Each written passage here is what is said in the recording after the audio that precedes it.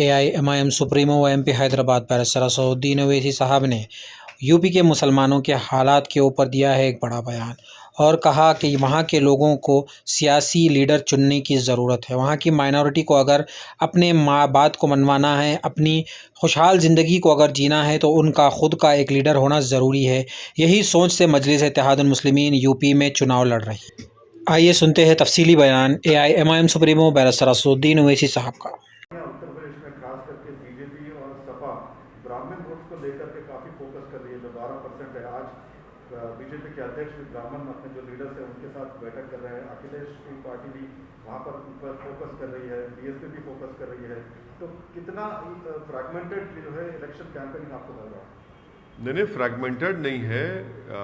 आपने सही कहा कि अखिलेश यादव और बीजेपी और बीएसपी हमारे ब्राह्मण भाइयों के वोटों के लिए पूरी कोशिश कर रही है, मगर देखिए इन तमाम में कॉमन फैक्टर है कि सिवाय 19% उत्तर प्रदेश के मुसलमानों के सब कास्ट और बरादरियों के ऊपर मेहनत की जा रही है और 19% मुसलमानों को इन तमाम पार्टीज़ ने यतीम और लाचार बनाकर छोड़ दिया है और इनके कोई वोट की अहमियत नहीं रही। तो यही बात हम उत्तर प्रदेश के मुस्लिम माइनॉरिटी को बता रहे हैं कि भाई आपकी कोई लीडरशिप को आपको पैदा करना पड़ेगा। आपकी वोट की अहमियत उस वक्त लोगों को मालूम होगी जब आप अपनी लीडरशिप को बनाएंगे। जो ये पॉलिटिकल पार्टीज़ कभी भी इस बात को मानने के लिए तैयार नहीं, ना इस चीज़ की कोशिश करेंगे कि उत्तर प्रदेश के 19% मुसलमानों को उनका हिस्सा मिले और उनकी एक लीडरशिप बने। उनके दरमियान में से एक नहीं बल्कि कई नेता निकले जो मुस्लिम माइनॉरिटी के जस्टिस के लिए काम कर सके। और दूसरी बात सर, कल गृह मंत्री ने कहा था कि जो अगर सपा या बसपा की सरकार आती है तो राम मंदिर जो है वहां पर नहीं बनाएंगे। तो क्या राम मंदिर अभी भी इस इलेक्शन में बड़ा मुद्दा रहेगा सर? अब ये तो आप मीडिया के लोगों को तय करना है। जो हमारी हर स्पीच के बाद आप लोग कुछ ना कुछ उसमें निकालते हैं नुक्ता। अब जो देश के होम मिनिस्टर इस तरह की बात कर रहे हैं तो डेवलपमेंट की क्यों नहीं बात करते? वो देश के होम मिनिस्टर हैं तो उनको ये बताना चाहिए कि नमामि गंगा के जो डायरेक्टर जनरल ने अपनी किताब में कहा कि कोविड के दूसरे फेज में लाशें बह रही थी गंगा के ऊपर, वो उस पर बात करें ना, उस पर बात ही नहीं करेंगे।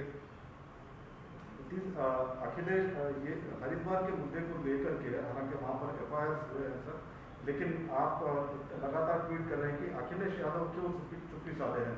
तो क्या लगता है कि उनका स्ट्रेटेजी क्या है, क्यों वो? देखिए, जितने पॉलिटिकल पार्टीज हैं भारत में जो भारत के संविधान पर यकीन करते हैं, जो एनार्की पर नहीं रूल ऑफ लॉ पर भरोसा करते हैं, उन तमाम पॉलिटिकल पार्टीज़ को अपनी खामोशी को तोड़ना पड़ेगा।